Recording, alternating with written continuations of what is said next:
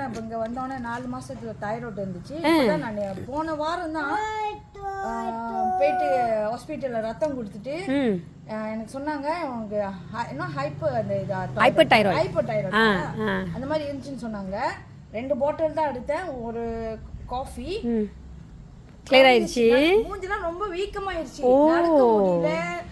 ஏன்னா அம்மா ஹைப்பர்னா வந்துட்டு ஆமா வீங்க உடம்புல என்னால செய்ய முடியல. ஏன் போய் சொல்லணும்? ஒரு வேலை செய்ய முடியல, நடக்க முடியல, சமைக்க முடியல, எதுவுமே இல்லை. 2 பாட்டில் தான் முடிச்சேன். Very good. நான் விட்டுட்டேன்.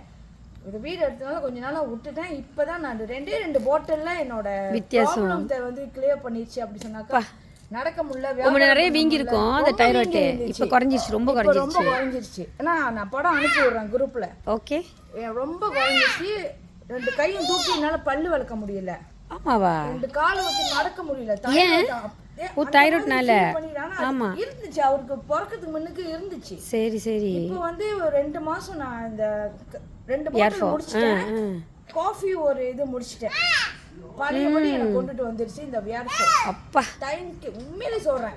ரியலி யாரார் எடுத்து சாப்பிடணுமோ சாப்பிடுங்க.